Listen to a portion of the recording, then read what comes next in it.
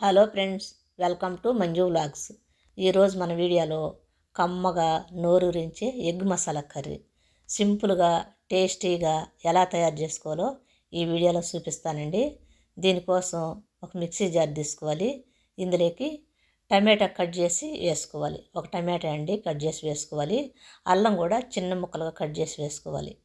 వెల్లుల్లి, జీడిపప్పులు కొన్ని వేసుకోవాలి. ఇవి మొత్తం మెత్తగా గ్రైండ్ చేసుకోవాలి. ఇది గ్రైండ్ చేసుకొని పక్కన పెట్టుకొని ఇప్పుడు స్టవ్ వెలిగించి స్టవ్ మీద బాణలి పెట్టుకొని ఆయిల్ వేసుకోవాలి. ఆయిల్ వేడెక్కిన తర్వాత పోపు పెట్టుకోవాలి. ఉల్లిపాయ చిన్న ముక్కలుగా కట్ చేసి వేసుకోవాలి. ఈ విధంగా చిన్న ముక్కలుగా వేసుకోవాలి. వేసేయండి మనకి ఆయిల్ తొందరగా మగ్గుతాయండి, అందుకనేసి ఉల్లిపాయ చిన్న ముక్కలే వేసుకోవాలి. ఇప్పుడు ఇందులోకి ముందుగా గ్రైండ్ చేసి పెట్టుకున్నాం కదా, ఆ పేస్ట్ వేసి ఇది కూడా బాగా ఫ్రై చేసుకోవాలి.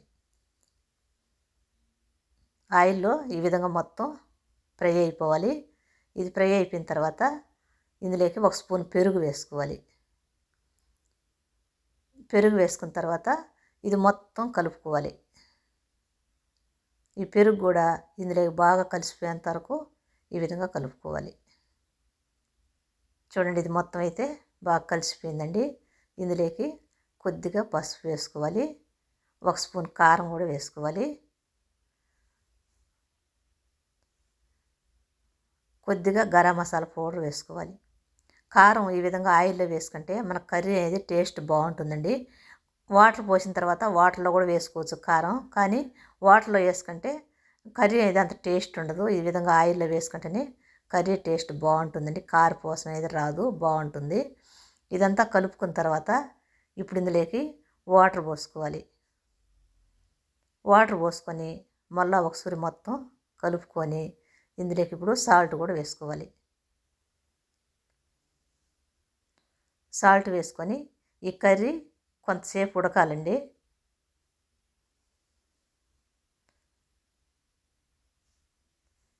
చూడండి, ఈ విధంగా ఉడికిన తర్వాత కొద్దిగా మిరియాల పౌడర్ వేసుకోవాలి. మిరియాల పౌడర్ వేసి మొత్తం కలుపుకొని ఇప్పుడు గుడ్లు కొట్టి పోసుకోవాలి. నేనైతే గుడ్లు ఉడకబెట్టలేదండి, ఉడకబెట్టకుండా కొట్టి పోసి వండుతున్నాను.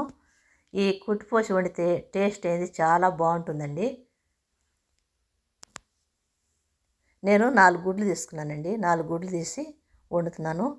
ఈ విధంగా పోసుకున్న తర్వాత కొంతసేపు తర్వాత దీన్ని మళ్ళీ ఒకసారి తిప్పించి ఉడికించుకోవాలి. ఫస్టే మనం గుడ్లు కొట్టిపోసినప్పుడే అది కలుపుకోకూడదండి, కొంతసేపు తర్వాతనే కలుపుకోవాలి. ఫస్టే కలిపామంటే మొత్తం ఇవంతా ఇరిగిపోతాయి. ఇప్పుడు ఇది కొంతసేపు ఉడికిందంటే మనకి రుచికరమైన ఎగ్ కర్రీ రెడీ అయిపోతుందండి. ఈ ఎగ్ కర్రీ ఇడ్లీ, దోశ, చపాతి, అన్నం లేకైనా చాలా బాగుంటుందండి.